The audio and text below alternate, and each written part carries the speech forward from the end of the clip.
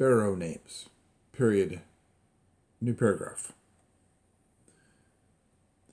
2020, 8:16, 8:15, 8:39 a.m., new paragraph.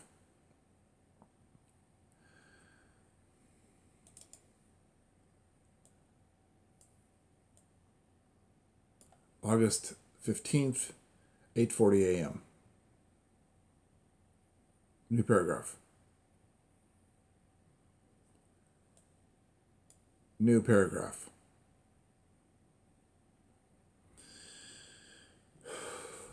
So you have now something very, very important to note here in this whole Pharaoh situation thing going on. And the thing that the note is that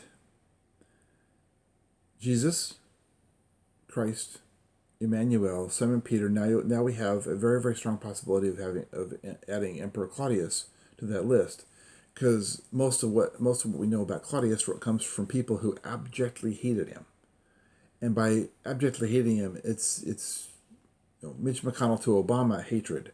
It's virtually the entire conservative wing hating Obama and hating anything to do with liberals.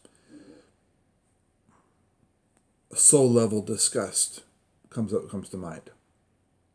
So there's no reason at all for the people who wrote the history to be honest. So you have Emperor Claudius could very, very easily be a fifth name of Jesus as he took over as emperor.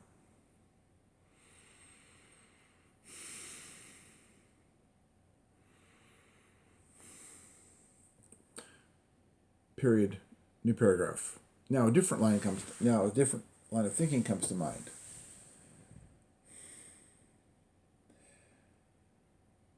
How would the observer have gone from Odysseus at 1310 BC, comma, and gotten back to anywhere close to his own personal time frame?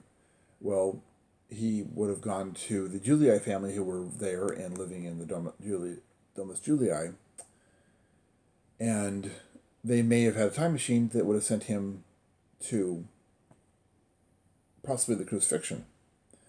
So him being sent to the crucifixion and then watching the Last Supper.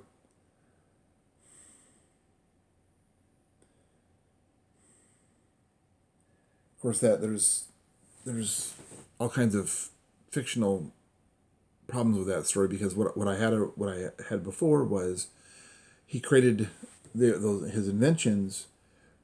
He put a track down, his crossbow track down, and he painted it was not a fresco, it was a mural. He painted the mural, and he put his crossbow down, and he put his tank, his capsule on that, and he got inside, hermetically sealed it, dialed up the stuff, the helicopter wings outside, period, new paragraph.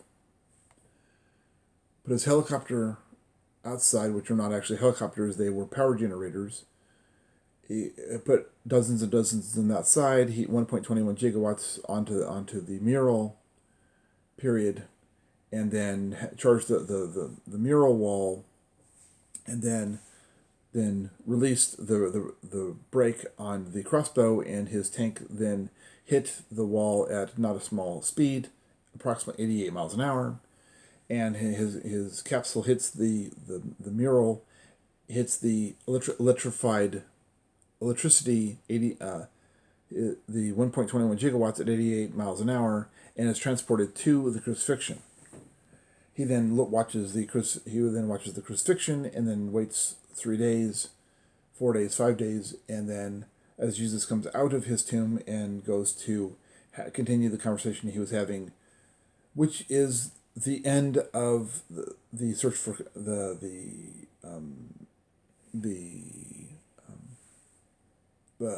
second Star Trek movie, the Wrath of Khan, period. The Wrath of Khan comes into play right here, period. Next line, next paragraph.